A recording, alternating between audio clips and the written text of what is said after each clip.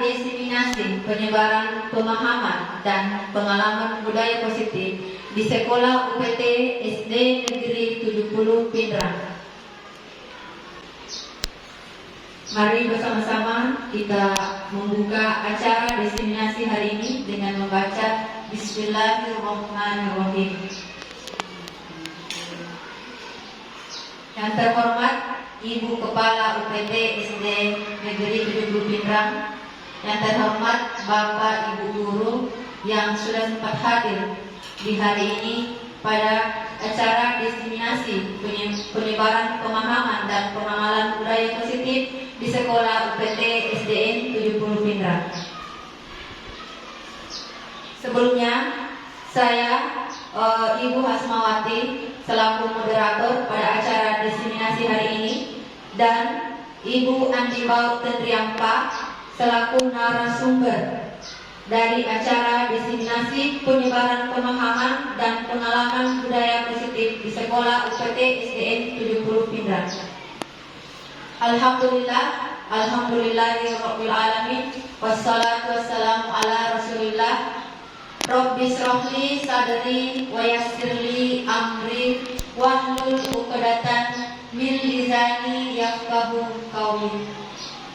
Alhamdulillah, segala puji syukur kita panjatkan kehadirat Allah Subhanahu wa taala karena di hari ini kita masih diberikan kesempatan dalam rangka kegiatan diseminasi penyebaran pemahaman dan pengalaman budaya positif di Sekolah SDN 70 Pindrang, serta salawat dan taslim tak lupa pula kita curahkan atas junjungan Nabiullah Muhammad SAW sebagai suri teladan bagi kita semua.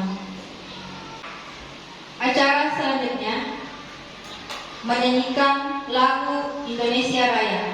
Jadi diharapkan kepada Bapak Ibu Guru agar supaya berdiri karena kita akan menyanyikan lagu kebangsaan Indonesia Raya.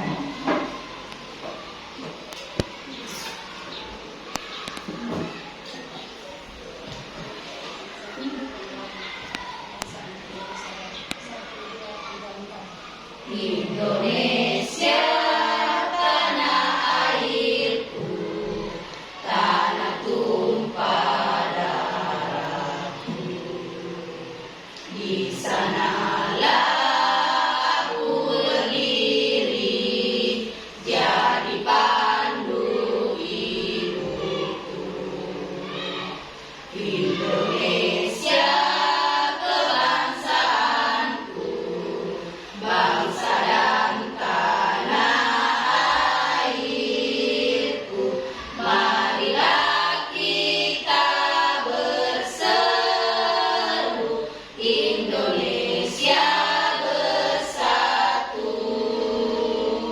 Hiduplah tanahku, hiduplah negeriku, bangsaku, rakyatku semuanya.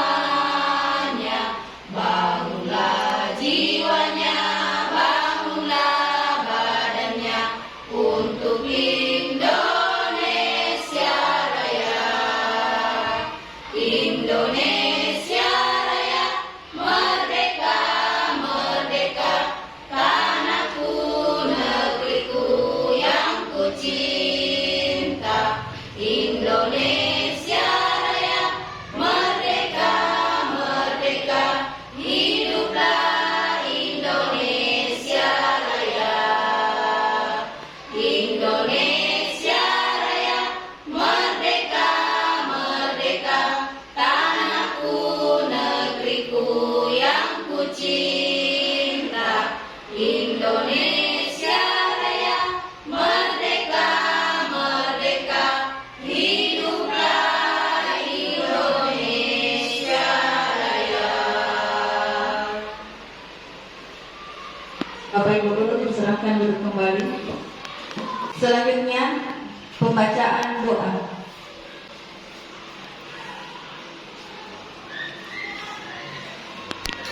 Bismillahirrahmanirrahim. Mari kita bersama-sama membaca doa. Mudah-mudahan kegiatan yang kita lakukan pada pagi hari ini senantiasa bernilai pahala di sisi Allah Subhanahu wa taala. Bismillahirrahmanirrahim. Allahumma inni as'aluka min khairi ma sa'alaka minhu nabiyuka Muhammadin sallallahu alaihi wasallam. Yang artinya, ya Allah, berikanlah kami segala kebaikan-kebaikan yang pernah diminta oleh Nabiullah Muhammad sallallahu alaihi wasallam. Wa sallallahu ala sayyidina Muhammad walhamdulillahi rabbil alamin. Al-Fatihah. Bismillahirrahmanirrahim.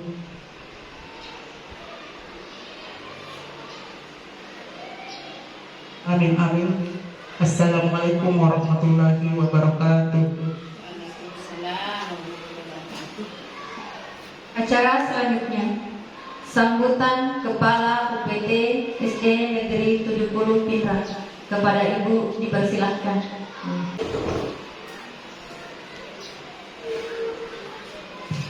Bismillahirrahmanirrahim. Assalamualaikum warahmatullahi wabarakatuh. Yang kami hormati Bapak Ibu Guru, rekan-rekan seperjuangan, serta staf UPT SDN 70 Langisan.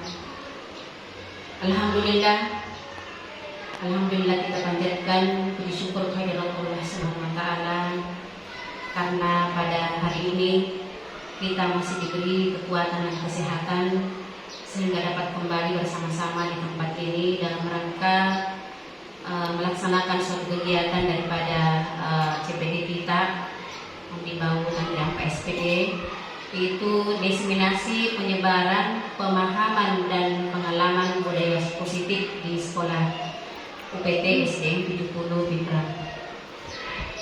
Salam dan salawat kita kirimkan kepada junjungan Nabi Muhammad SAW yang merupakan panutan dan suri teladan bagi kita semua, yang mengantarkan kita dari alam yang jahiliyah ke alam yang diridhai oleh Allah SWT. Bapak dan Ibu yang kami hormati, serta Ibu Andi Bau dan Pak SPD selaku calon guru penggerak, kami sangat memberi apresiasi atas adanya kegiatan diseminasi ini.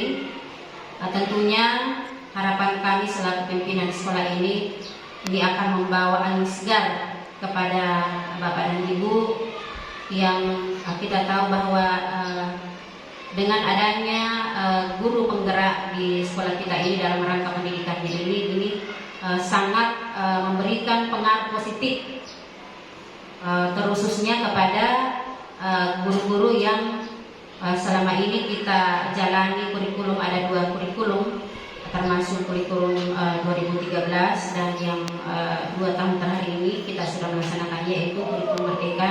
Ini sangat membantu kita di dalam proses pembelajaran. Iya, pada kesempatan ini melalui tempat ini kami atas nama guru dan seluruh staf yang ada di UPT SDN 70 Pinrang ini mengucapkan banyak-banyak terima kasih dengan adanya program dari pemerintah yang dimana pelaksanaan atau kegiatan seperti ini kami selalu mengharapkan mudah-mudahan kedepannya ada lagi guru-guru kami yang mengikuti jejak dari guru kita ini, Bu Andi Bau Tanggerang 4. Amin. Iya. Terima kasih kepada pemerintah yang sudah memberikan banyak bantuannya sehingga pelaksanaan kegiatan ini dalam rangka mensukseskan dalam rangka pencapaian tujuan pendidikan nasional yang salah satu penggerak ya, yang merupakan salah satu penggerak di dalam sekolah kami ini. Mudah-mudahan kedepannya tetap dilaksanakan seperti ini, dan kami berharap kegiatan ini sesuai dengan judulnya, diseminasi penyebaran pemahaman dan pengalaman budaya positif di sekolah, betul-betul memberikan sesuatu yang nilai yang positif, tentunya akan mengarah kepada tujuan kita di sekolah ini sesuai dengan visi misi dari sekolah kita. Iya, mudah-mudahan dalam kegiatan kita nanti ke depan ini, pada hari ini kami harapkan kepada Bapak dan Ibu guru tetap memberikan perhatian khusus, betul-betul bisa mengikuti dengan seksama penjelasan dari calon guru penggerak kita, sehingga apa yang beliau nanti sampaikan kepada kita itu kita bisa resapi dan kita bisa aplikasikan dalam proses pembelajaran di kelas kita masing-masing. Iya, sekali lagi terima kasih dan saya akhiri dengan ucapan billahi taufiq wal hidayah. Wassalamualaikum warahmatullahi wabarakatuh.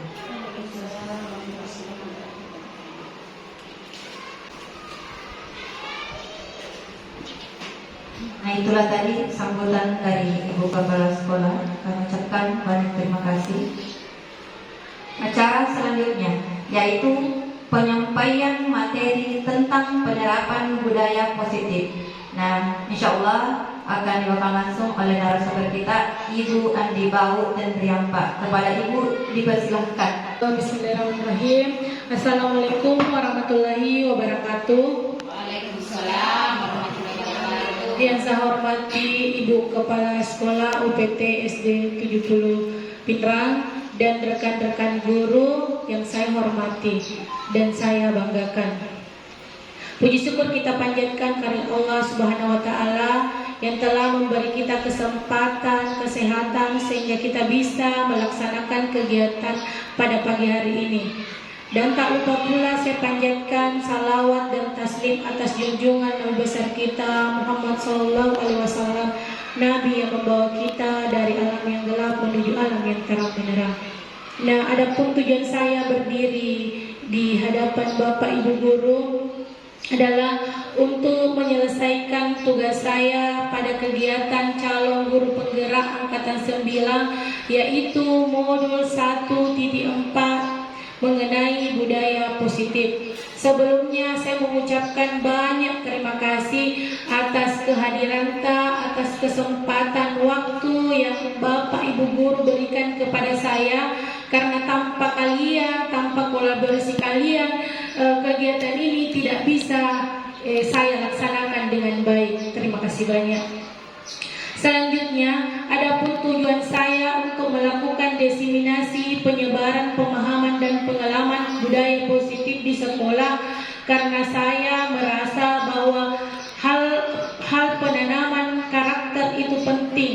Jadi setelah kita belajar mengenai visi misi, mengenai guru penggerak, alhamdulillah juga sudah diterapkan di sekolah kita. Itu hari kita sudah membuat visi yang sesuai dengan perkembangan karakter murid. Nah, itu adalah latar belakang saya mengangkat hal tersebut. Pendahuluan, latar belakang. Sekolah adalah suatu tempat belajar dan menumbuh kembangkan karakter murid. Untuk itu perlu adanya lingkungan sekolah yang aman dan nyaman, yang memberikan keleluasaan kepada semua warga sekolah untuk mengekspresikan diri. Dengan situasi yang nyaman akan mempermudah bagi sekolah untuk menuntun dan mengembangkan budaya positif yang dapat mendukung ketercapaian tujuan pendidikan yang sesuai dengan profil pelajar Pancasila. Sejalan dengan itu, filosofi pemikiran Ki Hajar Dewantara bahwa pembelajaran di sekolah harus bisa membuat murid memperoleh kebahagiaan yang setinggi-tingginya, maka perlu adanya budaya positif di sekolah. Dengan penanaman budaya positif, hal-hal baik akan dimunculkan dalam berbagai kegiatan, dan semua itu dapat diciptakan mulai dengan pembuatan keyakinan kelas yang merupakan hasil kesepakatan bersama. Tujuan saya adalah membangun budaya positif di sekolah, menumbuhkan karakter anak. Kita semua percaya bahwa tujuan penting sekolah adalah pembentukan karakter. Dalam pengalaman budaya positif di sekolah ada beberapa konsep inti yang perlu saya paparkan kepada Bapak Ibu guru di sini. Yang pertama adalah perubahan paradigma. Yang kedua, disiplin positif. ketiga nilai-nilai kebajikan, keempat motivasi perilaku manusia, kelima keyakinan kelas, kebutuhan dasar manusia, posisi kontrol, dan segitiga restitusi. Sebelum saya masuk ke pembahasan, kita ice breaking dulu untuk mencairkan suasana pagi hari ini, karena kita akan bersama 1 jam lebih untuk menerima pemahaman mengenai budaya positif di sekolah. Saya minta Bapak Ibu Guru nanti mengikuti arahan dari saya mengenai ice breaking yang saya berikan. Saya mulai dulu ya. Tangannya ke kanan digerak-gerakkan, tangannya ke kiri digerak-gerakkan, tangannya disilang digerak-gerakkan, tangannya ke depan, jempol digoyang. Uhuy. Oke, kita mulai. Kenapa saya pilih ice breaking ini? Supaya terbentuk juga kesehatan tak, supaya semua Bapak Ibu Guru hebat bisa sehat semua untuk melaksanakan kegiatan kita. Kita mulai ya. 1, 2, 3. Tangannya ke kanan digerak-gerakkan, tangannya ke kiri digerak-gerakkan, tangannya ke depan digerak-gerakkan, tangannya disilang, jempol digoyang. Terima kasih Bapak Ibu Guru hebat, tepuk tangan semua. Nah, selanjutnya kita kembali. Yang pertama adalah konsep inti budaya positif. Apa itu konsep inti budaya positif? Perubahan paradigma belajar disiplin positif. Nah, sekali lagi saya minta kesediaan Bapak Ibu Guru untuk melakukan sebuah kegiatan kepalan tangan.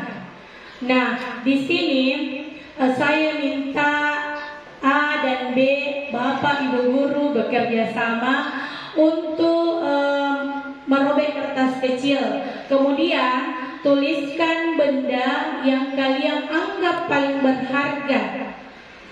Kemudian letakkan di salah satu genggaman tangan Ibu Guru, salah satu genggaman tangan Ibu Guru. Nah, Guru B akan mencoba mengambil sobekan atau benda yang ada dalam genggaman Bapak Ibu Guru dengan sekuat tenaga, dengan berbagai cara untuk meminta Anda memberikan benda tersebut. Bisa dia membujuk, bisa mengancam, bisa mengartik, merayu, apa saja untuk membuka kepalan tangan Anda. Nah, nanti kita akan mencoba merefleksikan dari kegiatan tersebut. Apa kira-kira yang terjadi dari kegiatan tersebut. Jadi saya minta nanti kesediaannya untuk memberikan tanggapan tentang kegiatan ini. Kira-kira kenapa tidak mau buka atau ada hal lain dari itu. KB coba diperhatikan Bapak Ibu Guru. 2 orang bisa di depan belakang kerjasama. Pasar bisa dengan Bu Asma. 1 tangan miliki benda, 1 tangan simpan di genggaman tak. Tulis apa saja. Itu yang B, mencoba mengambil di genggaman tak. Kira-kira apa yang terjadi? Saya mau tahu apa yang terjadi. Bu Asma yang nulis. Ibu Uni dengan Bu Asma, Ibu Uni dengan Bu Pira, Bu Aji dengan Ibu Suki, Ibu Pasante, KB minta maaf ya Ibu. Pasari dengan Bu Asma, Bu Suwarni dengan Bu Rusli. Benda yang berharga simpan. Iya, benda berharga. Iya. Bisa meminta baik-baik, membujuk, mengancam, menghardik juga boleh. Terserah B, ya. silakan saya kasih waktu 5 menit.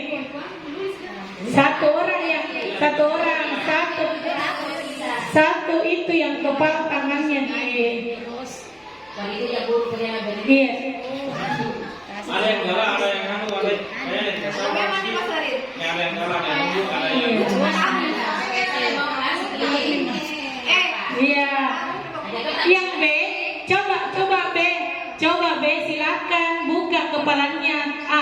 Terserah bagaimana caranya. Kalau A tidak mau, kita ini apa yang kalian mau lakukan sehingga itu ya bisa membuka kepalanya karena ada benda berharga di tangannya. Iya, silakan dilakukan, silakan. Bapak Ibu guru hebat, silakan dilakukan. Sudah.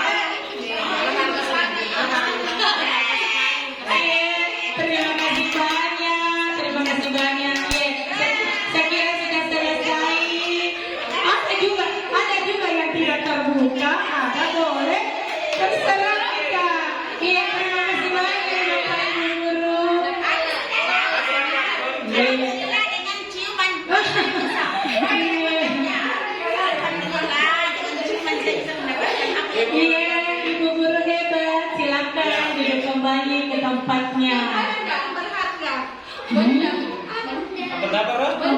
Iya.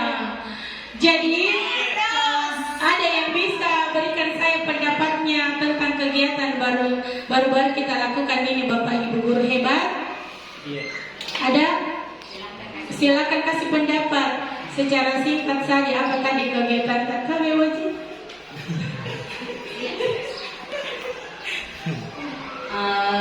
Terima kasih. Ya, cukup menarik dan betul-betul apalagi ya kegiatan ini yang saya tuliskan tadi itu adalah karena oleh pemateri tadi menyampaikan apa yang paling berharga. Saya tulis di situ ibu. Menurut saya itu yang paling berharga. Tidak ada benda satupun di dunia yang paling berharga adalah ibu. Dan ketika teman saya meminta, sebenarnya saya tidak mau beri karena itu yang paling berharga, tapi karena dia meminta dengan tulus ikhlas dan alhamdulillah bersedia, maka saya serahkan kepadanya. Intinya di sini bahwa apa yang kita miliki itu harus kita jaga, dan ketika kita ingin memberikan kepada orang lain, berikanlah harapan kepada orang yang akan memberikan kepada kita bahwa insya Allah saya akan menjaganya. Ya, saya kira demikian. Terima kasih. Terima kasih atas pendapatnya yang diberikan, sangat luar biasa. Jadi jawabannya adalah tentu saja kita sendiri yang memegang kontrol atas kepala tangan kita.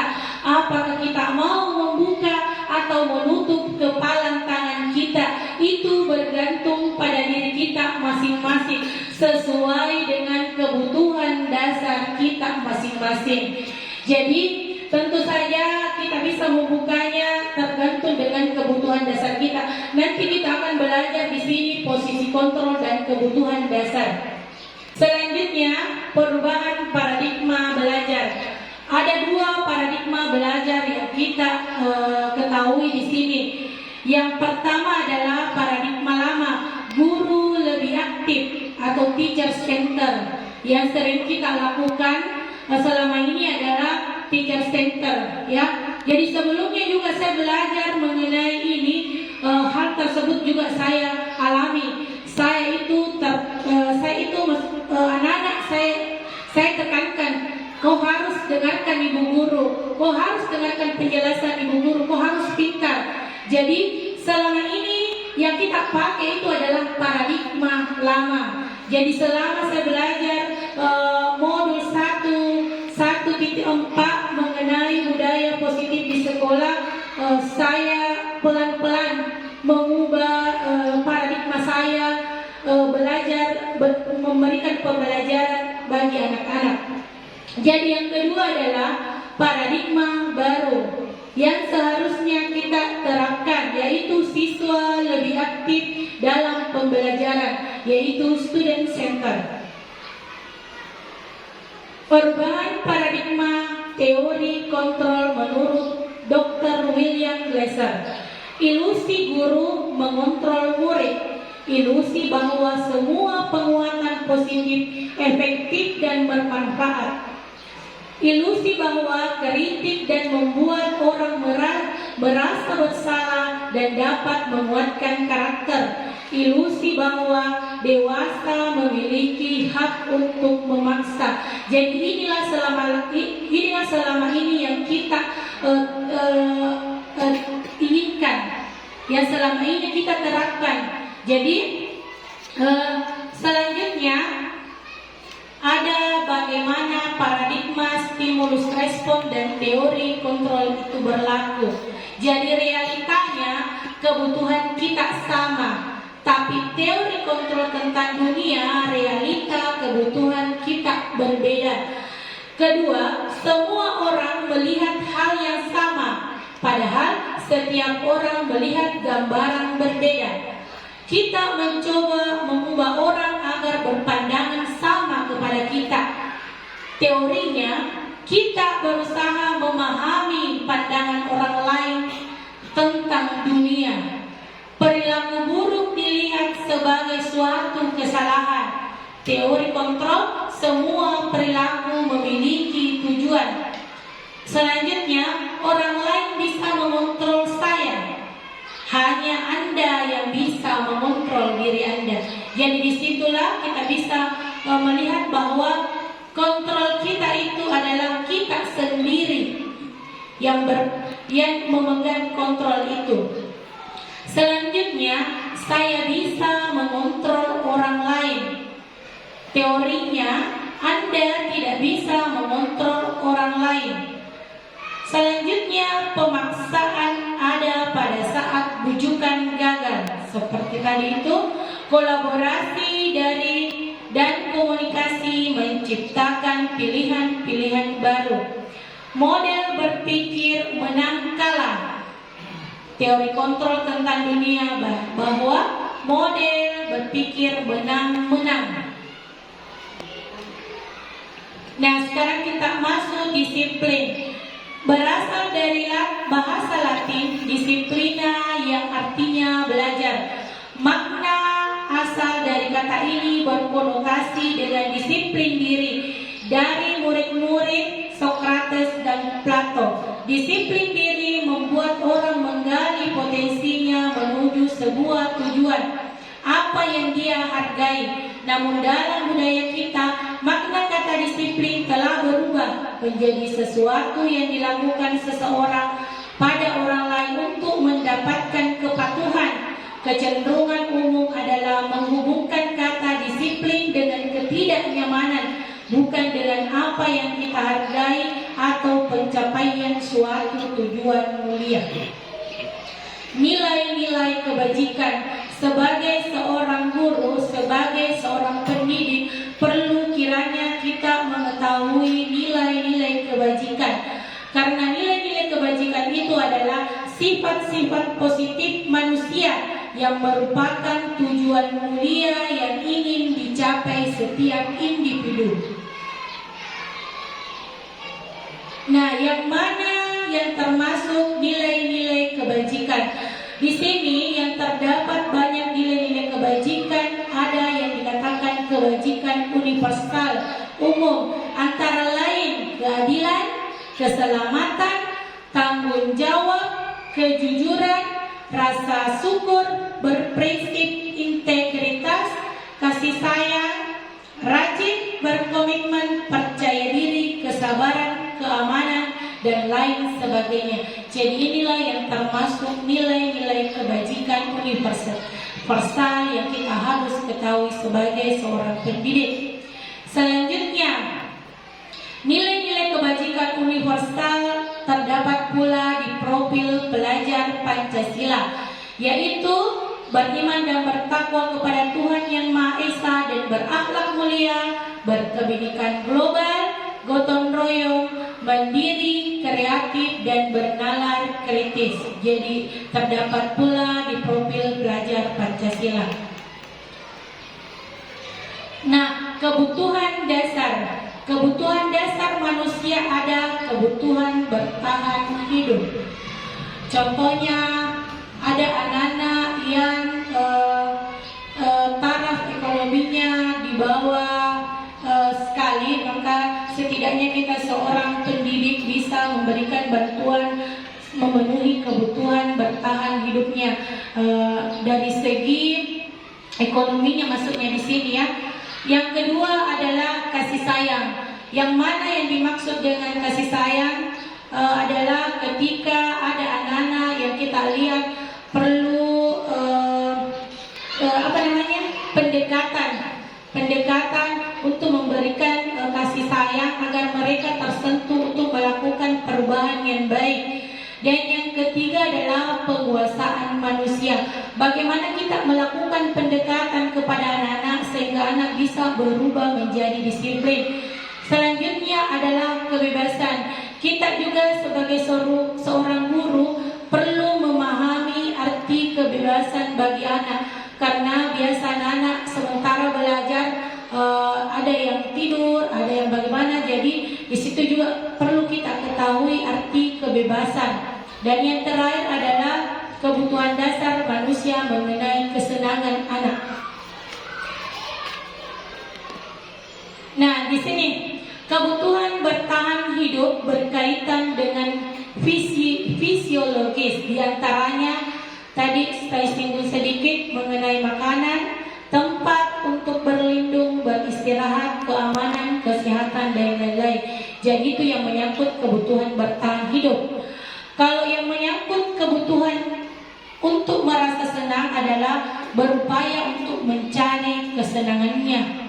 Yang berkaitan dengan psikologis, kasih sayang dan rasa diterima oleh orang lain memiliki peran penting dalam membangun interaksi dengan lingkungan sekitar. Sedangkan penguasaan atau kebebasan, hal ini menunjukkan bahwa seseorang membutuhkan pengakuan atau penguasaan, kemampuan meliputi harga diri, serta dianggap berpengaruh dalam kelompok. Kebutuhan akan kebebasan berkaitan dengan seseorang akan memilih, bergerak, mencoba hal baru dan mengeksplorasinya. Nah, motivasi perilaku manusia. Menurut Diane Gosen menyatakan ada 3 motivasi perilaku manusia, yaitu untuk menghindari ketidaknyamanan atau hukuman. Yang kedua, untuk mendapatkan imbalan atau penghargaan dari orang lain. 3, untuk menjadi orang yang mereka inginkan dan menghargai diri sendiri dengan nilai-nilai yang mereka percaya. Nah, selanjutnya yang kita harus ketahui juga sebagai seorang pendidik adalah mengontrol anak, mengendalikan anak menuju perubahan ke arah yang lebih baik. Jadi perlu kiranya kita mengetahui posisi kontrol, karena selama ini terus terang saya juga tidak tahu.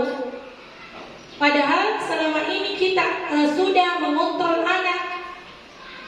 Kita mengontrol cara, posisinya kita sebagai cuma pemantau, sebagai teman. Ternyata ada beberapa teori mengenai posisi kontrol.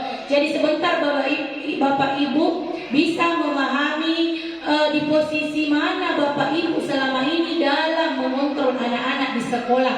Yang pertama, melalui serangkaian riset dan berdasarkan pada teori kontrol, Dr. William Glasser berkesimpulan ada 5 teori kontrol yang diterapkan seorang guru, orang tua ataupun atasan dalam melakukan kontrol.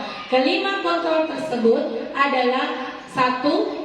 Penghukum, pembuat rasa bersalah, teman, pemantau, manajer.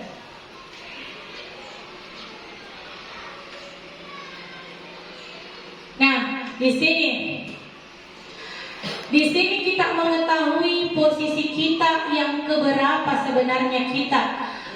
Dalam kita bertindak, kita memarahi, mengkritik, menyakiti, melakukan tindakan kekerasan, berarti kita sebagai penghukum. Perkataan dari segi mana yang dikatakan penghukum, guru itu sebagai penghukum. Apabila dia berkata, kalau kamu bapak akan hukum sampai ini, saya kasih berdiri kamu di depan kelas, saya jewer kamu, berarti itu adalah penghukum. Akibatnya murid tidak peduli dengan gurunya atau tugas sekolahnya. Kadang tidak mempan. Kadang kita bilang ide tidak mempan, tidak mempan ya.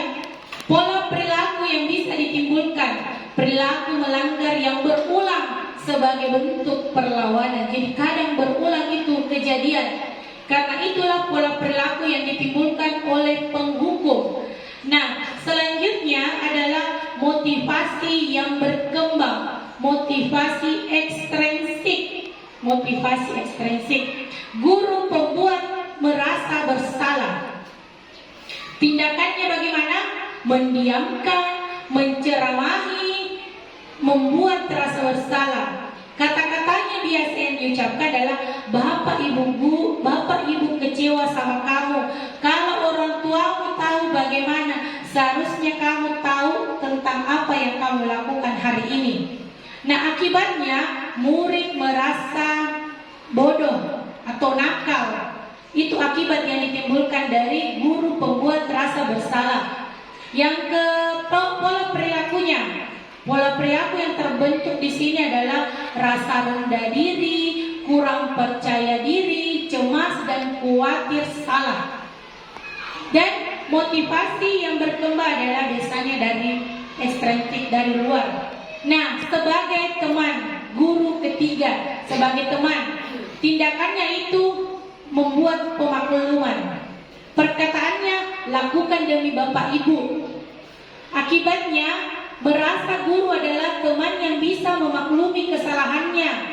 Pola perilaku menjadi lemah, tergantung, cenderung menunggu. Motivasi yang berkembang adalah ekstrinsik juga. Guru keempat, pengawas. Biasanya tindakannya ini kalau guru pengawas itu memantau saja dan mencatat. Apa perkataannya? Kamu sudah tahu aturannya kan? Akibatnya murid mempertanyakan konsekuensi perbuatannya. Pola perilaku, orientasi pada ganjaran dan hadiah. Biasanya kita mengiming-imingi hadiah. Nah, motivasinya juga ekstrinsik. Selanjutnya adalah guru manajer. Yang mana itu guru manajer? Tindakannya itu bertanya dan membuat kesepakatan. Perkataannya, apa sebenarnya harapanmu? Akibatnya, apa yang bisa saya lakukan untuk diperbaiki? Pola perilaku, disiplin dalam diri. Motivasi yang berkembang adalah motivasi intrinsik. Nah, sebelum saya lanjut, ada yang mau bertanya mengenai tadi mengenai posisi guru. Kira-kira kalau saya bertanya, selama ini kita berada di posisi mana? Ibu guru pasti sudah tahu. Selama ini waktu saya memahami teori ini, saya mengatakan bahwa saya pernah di nomor 1, saya juga pernah di nomor 2, saya juga pernah di nomor 3, dan dia sudah di nomor 4. Nomor 5, alhamdulillah saya terapkan sedikit demi sedikit setelah mengetahui pengalaman budaya positif di modul 1.4 ini. Pasti dalam hati tak, saya di sini. Bapak Ibu guru hebat. Ada yang mau bertanya sebelum saya pindah ke slide selanjutnya? Tapi Ibu Suwarni, makasih.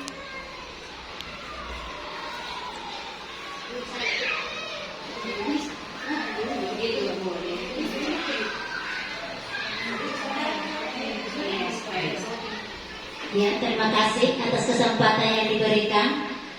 Yang saya ingin tanyakan di sini, saya dengar tadi di situ di pembahasan yang Ibu tadi jelaskan, saya dengar di situ ada kata motivasi intrinsik dan motivasi intrinsik. Mohon dijelaskan dan kalau bisa diberikan salah satu contoh di antara kedua motivasi tersebut. Terima kasih. Terima kasih atas pertanyaan yang diberikan Bapak Guru hebatku. Jadi ya betul.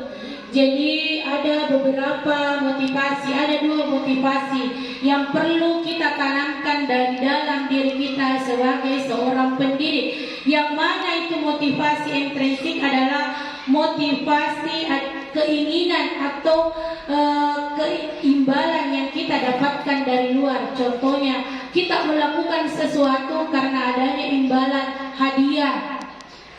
Oh, saya mau memberikan ini karena nanti saya akan diberikan penghargaan, diberikan imbalan. Berarti itu termasuk motivasi ekstrinsik. Dan yang mana dikatakan motivasi intrinsik adalah keinginan yang datang dari dalam hati nurani kita.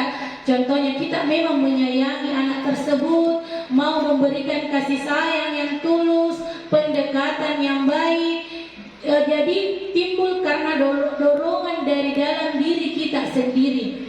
Menurut saya begitu Bapak Ibu Guru hebatku. Jadi tanpa motivasi dari dalam diri kita, kita tidak bisa menjadi guru yang diidamkan bagi anak. Yaitu yang sesuai dengan filosofi pendidikan menurut Ki Hajar Dewantara adalah bagaimana kita menuntun anak mencapai kebahagiaan dan keselamatan setinggi-tingginya. Nah, selanjutnya kita masuk di restitusi. Restitusi adalah proses menciptakan kondisi bagi murid untuk memperbaiki kesalahan mereka sehingga mereka bisa kembali pada kelompok mereka dengan karakter yang lebih kuat. Restitusi juga merupakan suatu proses kolaboratif yang mengajarkan murid untuk mencari solusi untuk masalah mereka dan membantu murid berpikir tentang orang seperti apa yang mereka inginkan. Maksudnya di sini adalah tujuan yang mulia dan bagaimana mereka harus memperlakukan orang lain. Nah, ciri-ciri restitusi bukan untuk menebus kesalahan, namun untuk belajar dari kesalahan, memperbaiki hubungan, tawaran bukan paksaan. Restitusi menuntun melihat ke dalam diri. Restitusi mencari kebutuhan dasar yang mendasari tindakan. Restitusi diri adalah cara yang paling baik. Restitusi fokus pada karakter bukan tindakan. Restitusi fokus pada solusi. Restitusi mengembalikan murid yang berbuat salah pada kelompoknya. Segitiga restitusi.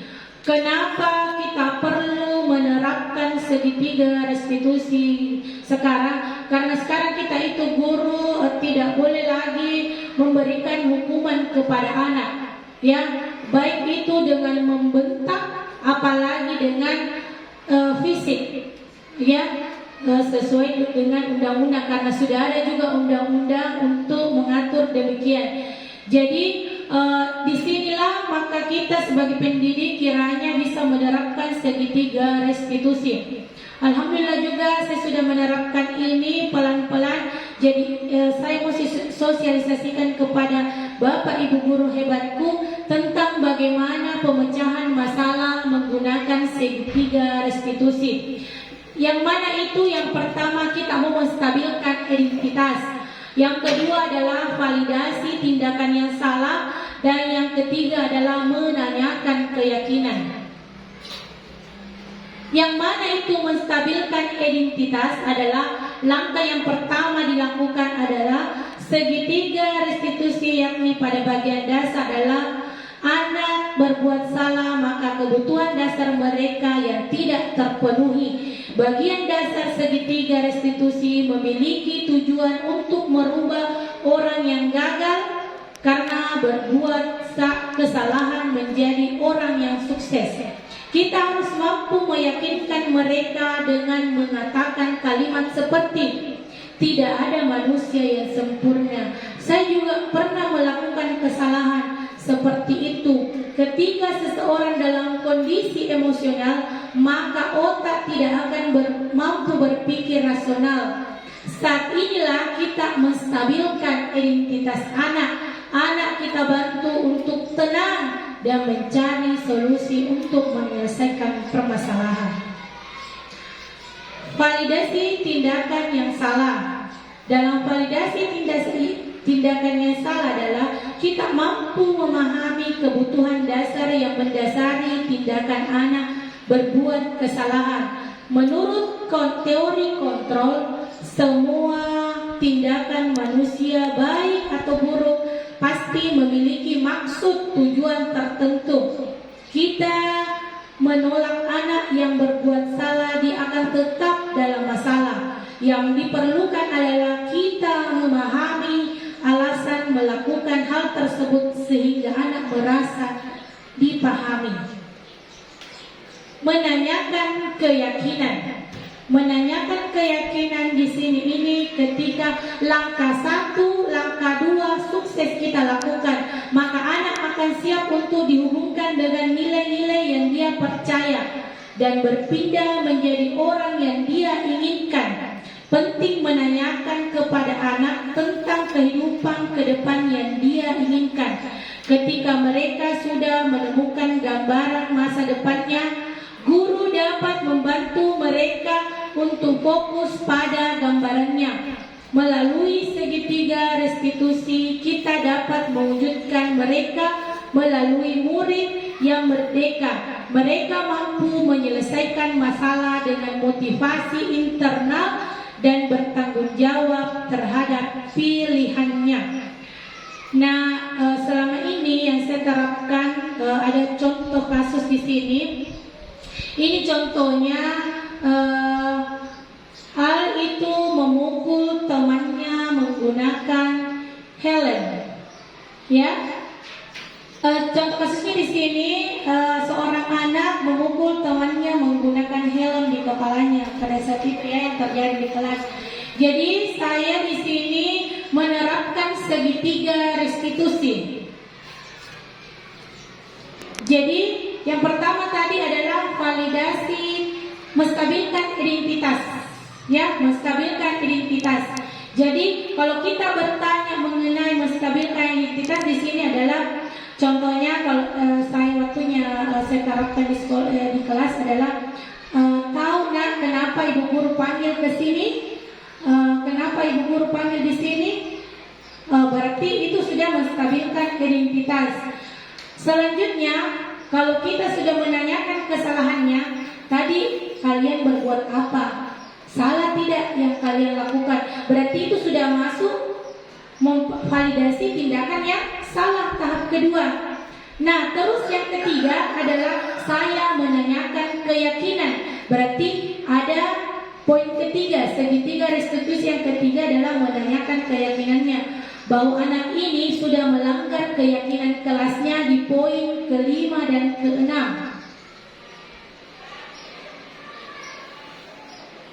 Ya, sudah menanyakan keyakinan.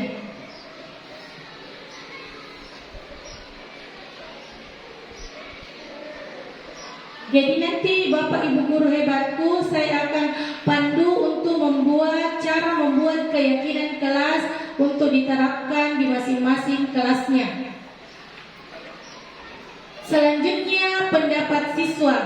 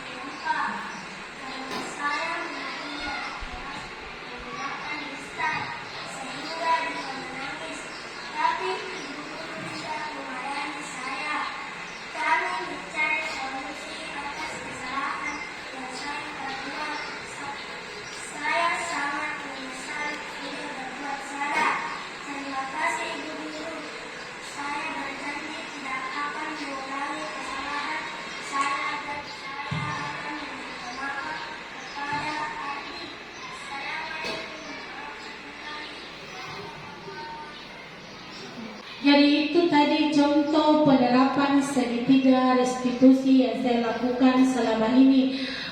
Yang pertama adalah kasusnya kembar, dia selalu terlambat. Jadi di sini kita memandu anak-anak bagaimana kita memecahkan masalah bersama, duduk bersama.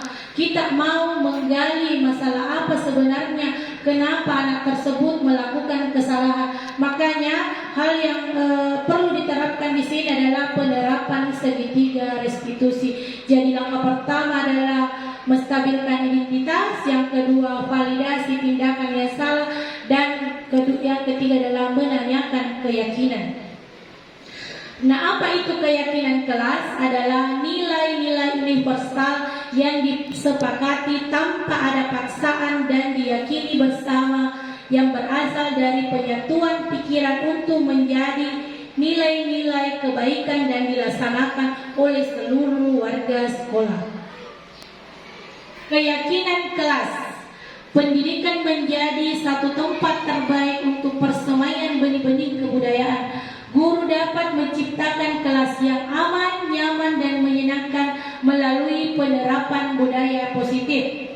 Budaya positif adalah nilai-nilai, keyakinan-keyakinan, dan kebiasaan-kebiasaan yang berpihak pada murid dapat berkembang menjadi pribadi yang kritis, penuh hormat, bertanggung jawab. Penerapan budaya positif di sekolah sangat penting karena dapat membentuk karakter warga sekolah.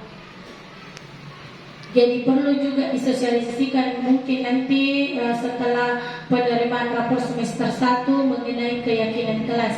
Nah, keyakinan kelas dan peraturan kelas adalah hal yang sama. Menurut Bapak Ibu guru hebat, apakah keyakinan dan peraturan kelas itu sama? Menurut pendapat tak? Sama atau tidak peraturan dengan keyakinan? Tidak. Iya. Tidak atau salah. Keyakinan dan kelas, keyakinan kelas dan peraturan kelas adalah hal yang tidak sama, ya. Karena saya jelaskan bahwa peraturan itu bersifat memaksa, yang membuat itu adalah guru. Sedangkan keyakinan itu merupakan kolaborasi antara siswa dan guru. Keyakinan kelas yang kita ambil ini menurut situasi yang ada di kelas tak. Tidak mungkin situasi di kelas masing-masing itu sama. Iya. Jadi salah ya, peraturan dengan keyakinan itu salah. Tidak sama, berbeda. Keyakinan kelas berlandaskan nilai-nilai kebajikan atau prinsip universal. Betul atau salah? Betul ya. Ibu bapak ibu guru tadi sudah mengetahui nilai-nilai kebajikan ya. Ya betul. Nah sekarang kita mau pecahkan lagi. Kita mau hubungkan dengan nilai kebajikan universal.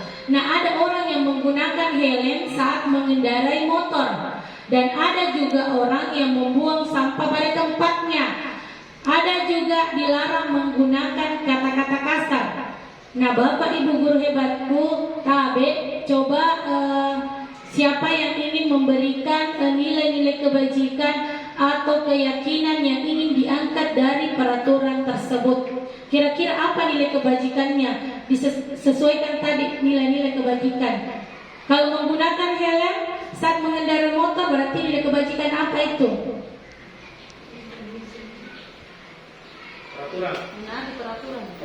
Sesuai dengan nilai kebajikan tadi.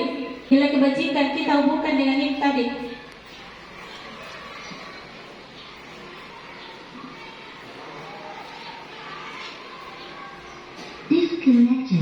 Nilai kebajikan.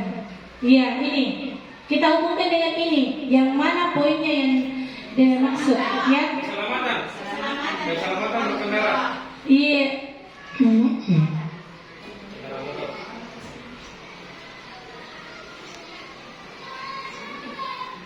Jadi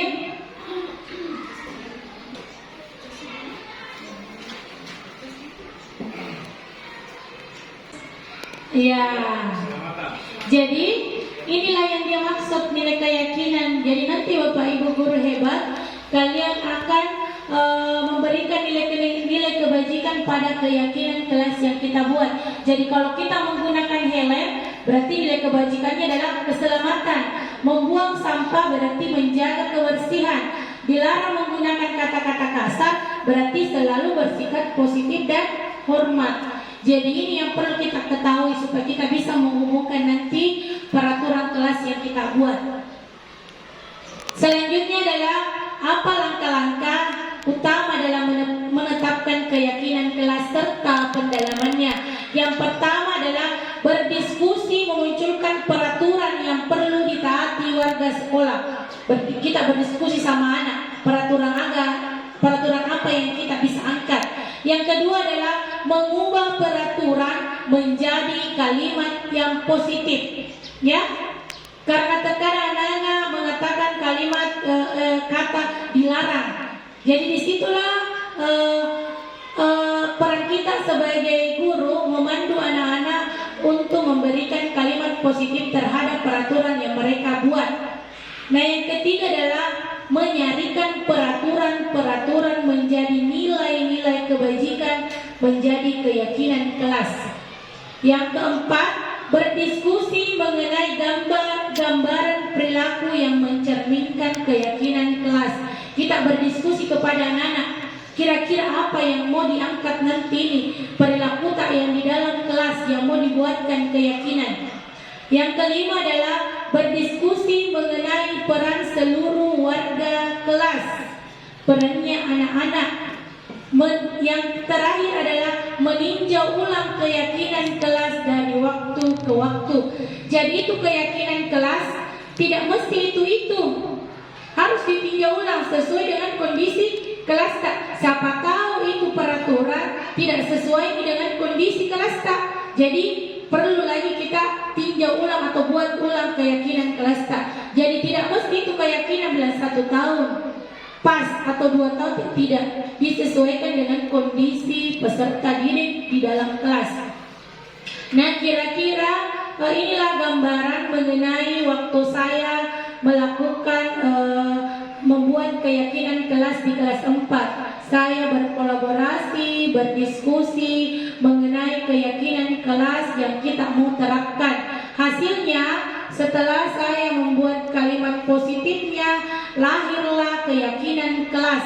Yang pertama adalah disiplin positif, yang kedua menjaga ketertiban dan keamanan, yang ketiga bertanggung jawab, yang keempat menjaga kebersihan, kelima bersikap jujur, yang keenam saling menyayangi dan menghormati, yang ketujuh tolong menolong dan kerjasama. Jadi ini adalah hasil kolaborasi saya bersama anak-anak mengenai situasi yang ada di kelas. Jadi anak-anak yang buat ini bukan saya tinggal mengarahkan bagaimana membuat kalimat positif terhadap peraturan yang mereka buat menjadi keyakinan kelas. Tabek Bapak Guru hebatku, keyakinan kelas itu adalah nilai kebajikan universal. Nilai kebajikan universal. Jadi kata-katanya itu pendek. Kenapa kata-katanya pendek? Supaya anak-anak bisa mengingat. Tadi kan saya sudah contohkan, ada contoh kasus. Keyakinan apa yang kalian langgar?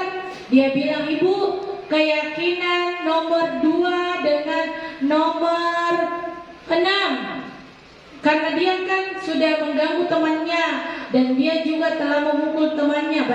Berarti dia melanggar nomor poin kedua dan poin ke-6. Jadi dia sebutkan.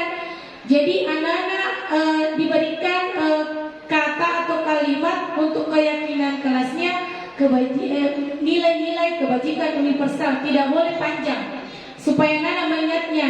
Poinnya juga itu tidak terlalu banyak, 1, 5 sampai 7. Ya, 1 sampai 7 boleh. Iya, maksimal 7. Kenapa 7? Supaya anak ingat. Ya, supaya anak ingat. Oh, saya tidak boleh melanggar ini. Kalau saya langgar ini berarti saya sudah melanggar keyakinanku sendiri di poin sekian. Jadi kapan banyak anak-anak tidak mungkin bisa mengetahui hal tersebut. Jadi kalau nanti kita membuat keyakinan kelas maksimal 7. ya, bisa 5, bisa 7. Jadi kita bisa rangkum semua nanti itu bagaimana kita meramu pemahamannya anak-anak tentang peraturan yang dia buat menjadi keyakinan kelas.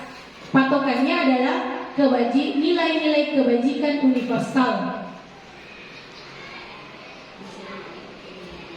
Nah, sebelumnya kita akan masuk di sesi kegiatan membuat keyakinan kelas. Saya akan membagikan kertas, tabe Bapak Ibu guru,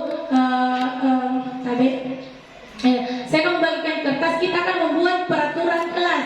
Anggaplah kita adalah anak-anak, kita mau membuat peraturan. Terserah apa yang Ibu guru mau buat, satu saja peraturan yang kalian buat. Anggaplah apa kira-kira yang bisa kita buat peraturan di kelas kita supaya menciptakan kondisi kelas yang nyaman.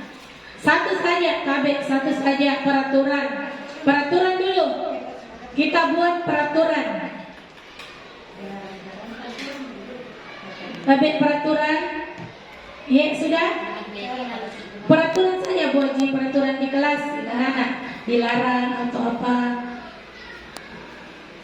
Kadang-kadang bilang Bu dilarang, ya boleh terserah, tidak ada yang salah. Namanya nanti kita ubah menjadi kalimat positif. Bebas di sini anak berpendapat, terserah. Pernah juga saya diberikan Ibu bisa nggak dilarang naik di atas meja berjalan-jalan karena memang di kelas saya ada anak yang begitu. Jadi itu yang dia munculkan. Ibu ada yang sering naik meja di jalan-jalan. Boleh karena situasinya memang seperti itu di kelas. Jadi disesuaikan dengan kondisi kelas kita. Tapi bos kok bisa ditempelkan. Jadi sudah jadi peraturan kelasnya. Ditempelkan di peraturan kelas. Itu di peraturan kelas. Peraturan kelas nomor 1. Yang pertama adalah kita membuat peraturan kelas di nomor 1 dulu. Kita tempel, kita suruh anak-anak untuk menempel peraturan kelasnya, ya. Setelah itu, anggaplah ini adalah anak-anak yang membuat peraturan di kelas sesuai dengan kondisi kelas yang kita lihat, ya. Yang kedua, setelah lahir peraturan, kita akan membuat kalimat positif. Kalimat positif dari peraturan yang Bapak Ibu guru buat. Nah, kalimat positif lagi. Contoh, dilarang membuang sampah di kelas. Harus di tempat sampahnya. Karena kadang anak-anak tidak membuat kalimat asal-asalan saja. Jadi kita mau memahami kalimat tersebut, memberikan kalimat positif terhadap peraturan yang mereka buat. Contohnya membuang sampah di tempatnya. Jadi itu kalimat positif yang Bapak Ibu guru buat. Tadi kan sudah Bapak Ibu guru buat peraturannya, silakan buat kalimat positifnya. Contohnya tadi dilarang membuat, berarti tidak ada lagi kata dilarang karena kalimat positif. Jadi membuang sampah di tempat sampah, ya. Contohnya seperti itu. Sesuai tadi peraturan yang kita buat. Tabe Bosma.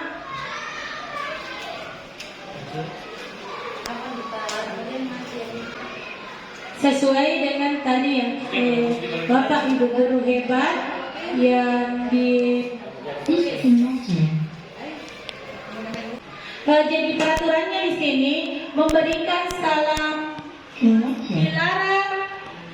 dilarang bercerita pada saat belajar. Iya betul, peraturannya Bu dilarang bercerita, betul. Kalimat positifnya bisa kita contohkan. Di situ berbicara yang sopan, ya, berbicara yang sopan. Bisa ya kalimat positifnya di situ. Terus bagus ya. Jadi tadi kalimat peraturannya dilarang bercerita, kalimat positifnya adalah berbicara yang sopan, ya. Terus keyakinannya adalah keyakinan kelasnya bisa sopan santun, ya. Ini tabe kita kita masuk di sesi terakhir, yaitu keyakinan kelas. Tadi setelah Ibu Guru membuat peraturan kalimat positif, silakan Bapak Ibu Guru memberikan keyakinan kelas sesuai dengan nilai kebajikan universal. Ya, contohnya tadi memberi salam, berarti itu masuk di poin keberapa nilai kebajikan universalnya? Masuk di mana itu? Memberi salam, masuk kelas. Bisa juga dihubungkan di profil pelajar Pancasila, beriman dan bertakwa. Atau bisa keimanan, bisa masuk. Itu saja, satu saja kata keimanan masuk. Masuk. Iya, silakan ditulis Bapak Ibu Guru hebatku, baru kita tempel di keyakinan kelas. Satu saja, sesuai dengan tadi peraturan tak. Ya, betul. Tapi iya, sesuai tadi dengan peraturan tak yang kita buat. Masuk di apa nilai kebajikan tak? Di keyakinan kelas. Sudah? Iya.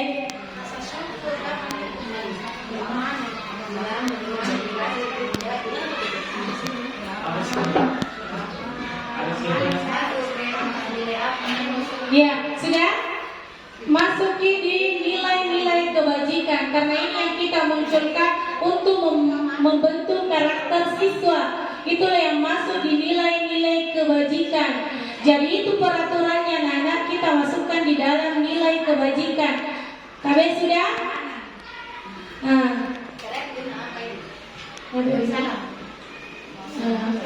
Disiplin. Oh ya, kasih sayang, iya. Kasih sayang, ada rasa syukur, keamanan, berkomitmen,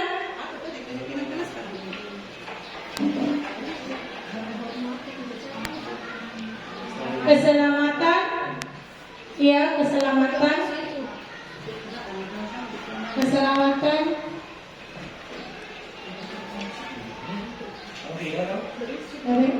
Sesuai dengan peraturan tak tadi. Tadi ada yang menyebutkan dilarang meninggalkan tempat pada waktu belajar. Kalimat positifnya adalah melatih kesabaran. Keyakinan kelasnya adalah keamanan. Kenapa keamanan? Supaya aman kelasnya, karena tidak ada anak-anak yang keluar dari kelas. Jadi nilai kebajikan yang mau dibuat di sini adalah keamanan, ada kasih sayang, ada rasa syukur, keselamatan dan berkomitmen. Jadi itulah kira-kira mengenai peraturan keyakinan kelas. Selanjutnya Bapak Ibu Guru bisa menerapkan di kelas masing-masing. Nah, untuk acara selanjutnya saya berikan kepada moderator. Nah, itulah tadi pemaparan materi dari narasumber kita, Ibu Andi Bauten Rampa, di mana penyampaiannya begitu sangat menarik. Kita berikan aplaus untuk Ibu Andi Bauten Rampa. Selanjutnya, acara selanjutnya yaitu kita masuk pada sesi diskusi. Jadi Bapak Ibu, untuk kesempatan kali ini saya akan membuka sesi diskusi. Saya batasi dengan 1 pertanyaan karena waktu yang cukup terbatas. Kami persilakan kepada Bapak Ibu Guru yang ingin memberikan pertanyaan. Terima kasih atas kesempatan yang diberikan kepada kami terkait tadi dengan keyakinan kelas. Iya, tadi pemateri sudah memaparkan rentetan yang bisa melahirkan keyakinan kelas, diawali dengan peraturan kelas, kemudian dilanjutkan dengan kalimat positif, kemudian lahirlah keyakinan kelas. Nah, untuk semua kelas yang sesuai dengan sekolah kita di sini ada 6 rombel untuk kelas 1 sampai kelas 6. Kalau sudah lahir ke kelas, ini kita perlu memikirkan juga dengan guru mata pelajaran.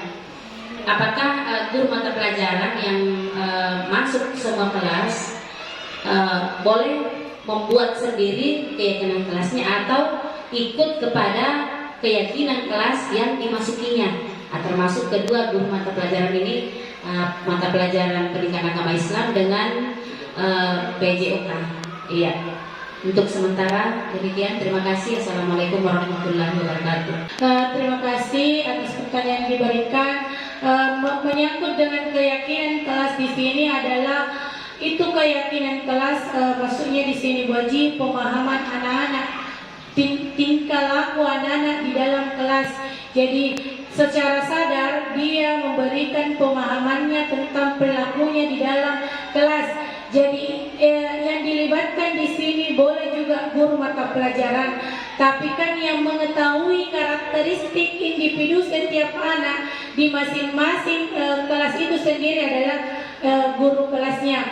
Bisa juga wajib, tapi kan ini juga kita mau berkolaborasi. Setidaknya kita memberikan juga kesempatan kepada guru mata pelajaran untuk memberikan pemahaman tentang perilaku anak-anak di kelas. Jadi ini murni karena anak-anak yang buat. Itu bedanya peraturan dengan keyakinan. Dulu kita membuat peraturan, kita berkonsultasi dengan guru mapel, apa bisa dimunculkan. Karena kita mau itu peraturan tak ditaati, dan kapan ditaati ada hukuman atau sanksi ujung-ujungnya. Tapi sekarang itu tidak ada lagi yang begitu. Yang diterapkan sekarang adalah bagaimana memecahkan masalah menggunakan penerapan segitiga restitusi dengan menggunakan keyakinan kelas. Keyakinan kelas dimunculkan di sini adalah anak-anak yang terlibat langsung dan guru membimbing, mengarahkan untuk membuat peraturan itu menjadi kalimat positif dihubungkan dengan nilai-nilai kebajikan. Jadi nanti di situ kita berikan pemahaman kepada anak. Tadi kalian membuat nggak dilarang membuat sampah. Kenapa Bu tidak ada dilarang membuat sampah? Kita kan Ibu Guru kan sudah memberikan kalimat positif. Jadi dilarang membuat sampah itu masuk di keyakinan kita menjaga kebersihan. Jadi termasuk semua. Jadi apa kira-kira yang diucapkan anak masuk semua di nilai-nilai kebajikan. Dia yang membuat, cuma kita yang mengarahkan anak-anak. Jadi itulah bedanya peraturan dengan keyakinan. Kita cuma mengarahkan peraturan anak-anak menjadi nilai-nilai kebajikan. Jadi itu yang perlu kita ketahui dulu, nilai-nilai kebajikan. Menurut saya begitu Baji, apa sudah bisa diterima? Iya.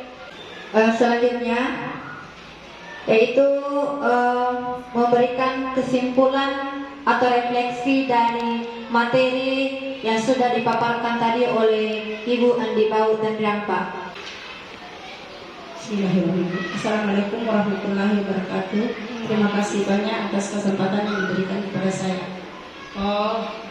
Saya sangat berterima kasih kepada pemateri, dan saya sangat senang dan bermotivasi setelah mendengarkan pemaparan dan yang diberikan oleh pemateri tadi tentang pemahaman penerapan budaya positif.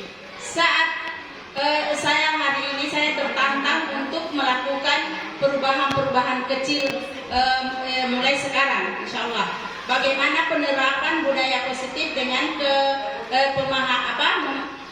positif dengan memahami terlebih dahulu tentang disiplin positif.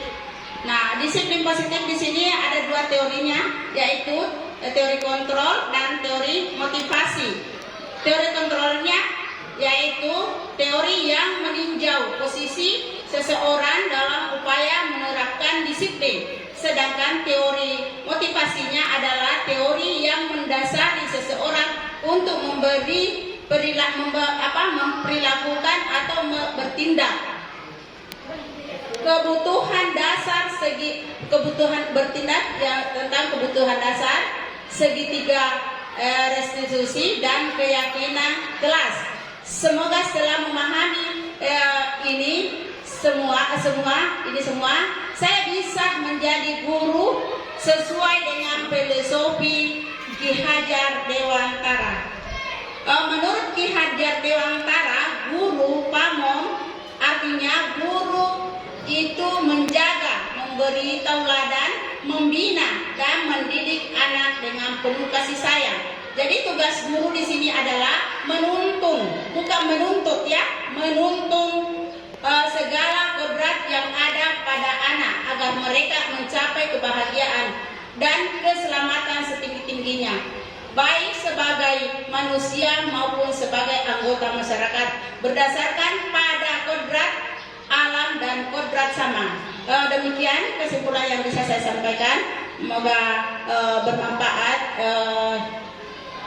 di kemudian bersama-sama kita lakukan di kelas masing-masing. Demikian, Assalamualaikum warahmatullahi wabarakatuh. Ya, terima kasih. Itulah tadi refleksi atau kesimpulan yang sudah disampaikan oleh Ibu Rusni. Kepadanya diucapkan banyak terima kasih.